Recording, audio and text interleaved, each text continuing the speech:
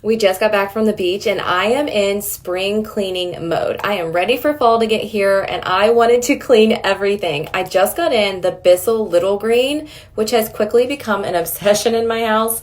I opened it up and immediately went to town trying to clean every spot I could find all over my house. I started with the couch because as a mom with 6 kids, you already know the arms and the pillows were absolutely disgusting. I have no idea why I thought it was a good idea to get a white couch.